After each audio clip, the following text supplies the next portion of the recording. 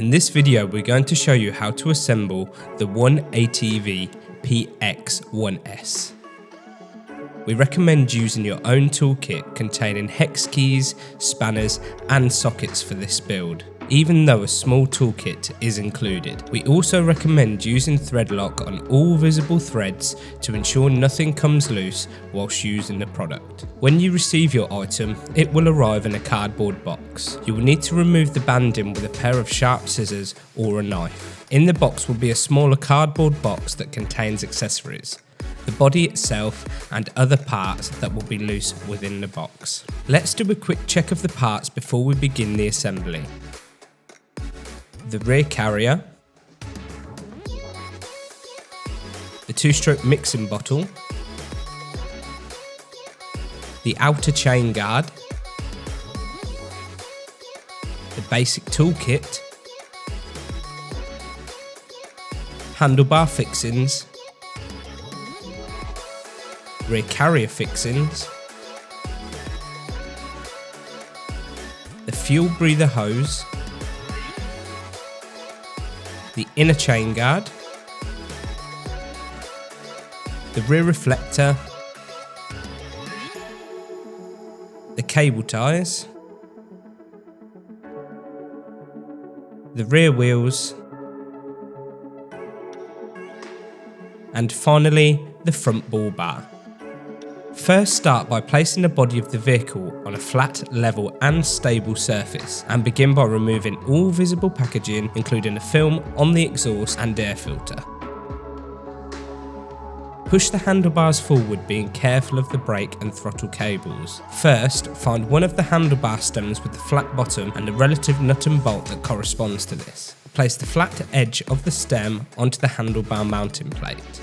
Place the bolt through the countersunk hole on the stem and through the mounting plate. Attach the nut from underneath whilst holding onto the stem with your hand or a pair of grips for more leverage. Secure with a 21mm socket or spanner. It doesn't matter if this isn't tight, as we can secure this properly once the handlebars are attached. Repeat this process on the other side.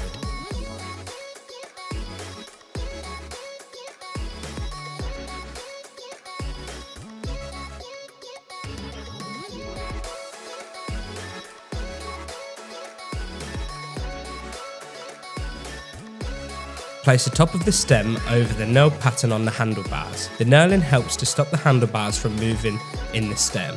Place the corresponding Allen key bolts into each hole and secure them finger tight so we can adjust the handlebars to the correct position.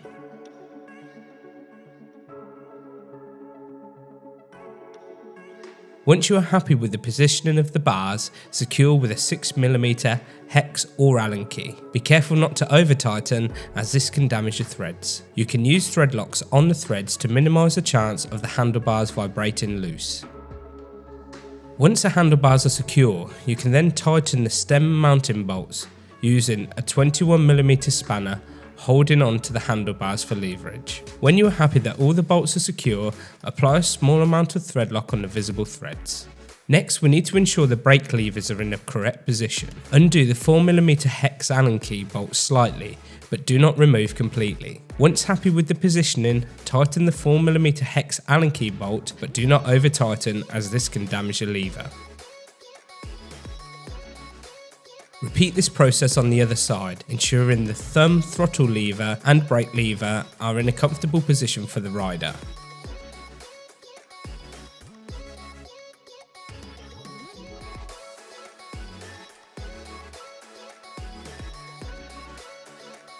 Next, we need to remove the nut, bolt and washers from the front hub mounting. This can be removed with a 12mm spanner and 14mm socket combination.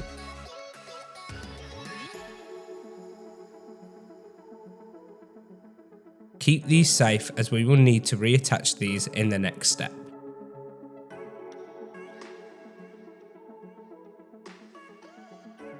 Next, we need to remove the hex bolt, spacer and nut from the tie rod end. Using a 6mm hex key and 14mm spanner combination, remove this from the vehicle.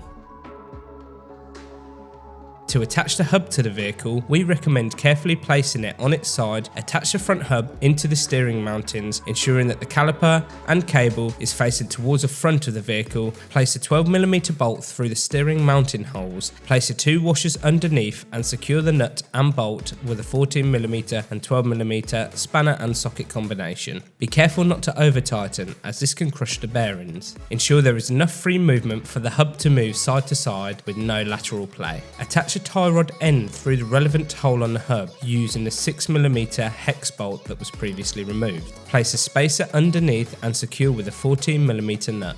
Be careful not to over tighten, but ensure there is enough free movement for the tie rod to move side to side with no lateral play. Apply stud lock to both bolt threads and repeat this step on the other side of the vehicle. Once this is complete, we can place the item flat on the surface. Remove the 24mm nut from the rear axle of the quad. Carefully remove the electrical tape holding the axle key. We have removed this so we don't misplace it for the sake of this video, but keep this in the groove on the axle. Line up the notch on the rear wheel with the axle key, ensuring the notch is placed exactly on the key itself.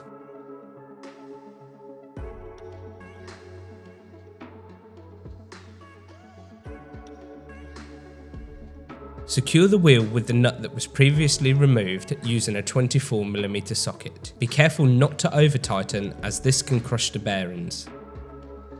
Ensure there is enough free movement for the wheel to move forward and backwards with no lateral play. Apply thread lock on all visible threads. Repeat the removal of the nut and electrical tape on the other side of the vehicle.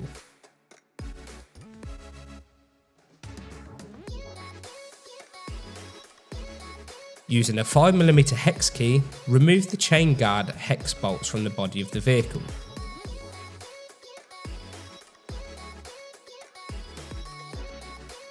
Slide the chain guard onto the axle. Line up the holes on the chain guard with the holes that correspond to this on the body of the vehicle. Secure the bolts using a 5mm hex key.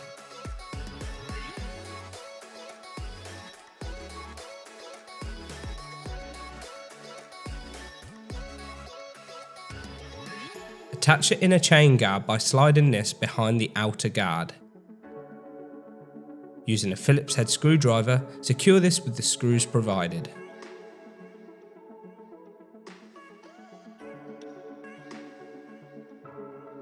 Line up the notch on the rear wheel with the axle key, ensuring that the notch is placed exactly on the key itself. Secure the wheel with the 24mm nut that was previously removed using a spanner or socket. Be careful not to over tighten, as this can crush the bearings.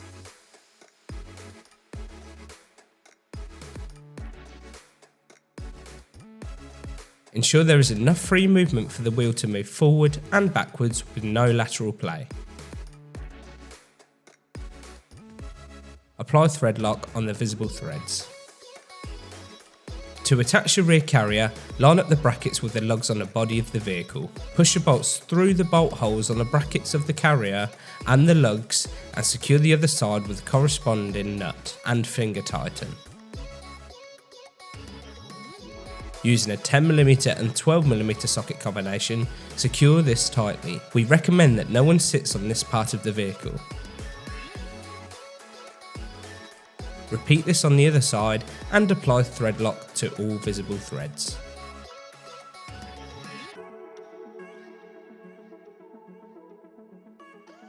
Remove the nut from the reflector using a 10mm spanner.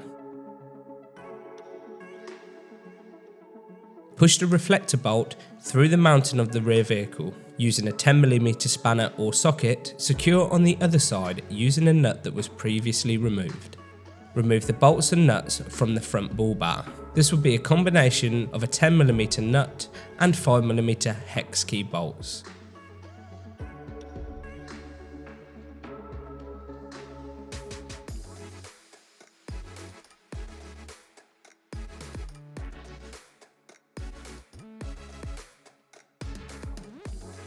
Using a 10mm spanner or socket, remove the bull bar bolts that are already on the body of the vehicle.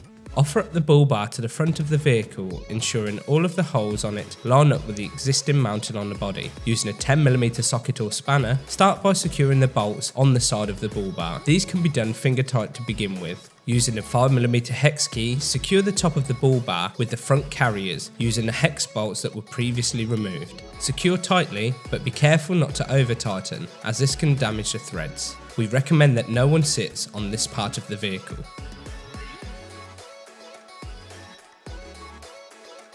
Using a 10mm spanner and a 5mm hex key, attach the bottom part of the bull bar with the body of the vehicle, using a hex bolt and nut that was previously removed.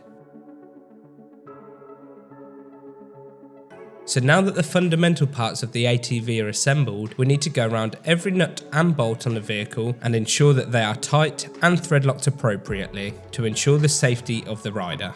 For the purpose of keeping this video short and concise, we are not going to show you how to do this, as this is self-explanatory. Once the nut and bolt check is done, we need to remove the keys from the handlebars and attach the stickers to the ATV. Using a dry and clean cloth, wipe the area and place a corresponding sticker to its location on the vehicle body. Our stickers come in a range of colours which can be chosen on checkout. And that's it, you have successfully assembled your brand new OneMoto vehicle. Before riding your new vehicle, please refer to the manual for recommended safety precautions, inspection and maintenance instructions to ensure a long, trouble-free operating life. We recommend that this should be read and understood fully before attempting to ride your new vehicle.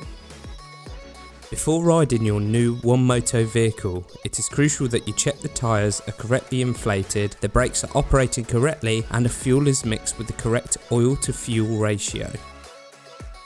We must stress the importance of running in the engine, which may involve a stronger oil ratio, which can be checked in the vehicle's manual. Running in the engine is a process that involves not being aggressive with the throttle until 5 full tanks of stronger mixed fuel has been consumed. Before every ride, we recommend that the brakes, tyres, chain tension and lubrication are carefully inspected before use. For every 10 hours of riding, we recommend checking all nuts and bolts and ensuring that they are tight. We also recommend cleaning the air filter, the carburetor float chamber and checking the brake pads every 10 hours. Following these guidelines will ensure rider safety and a longer life for the vehicle.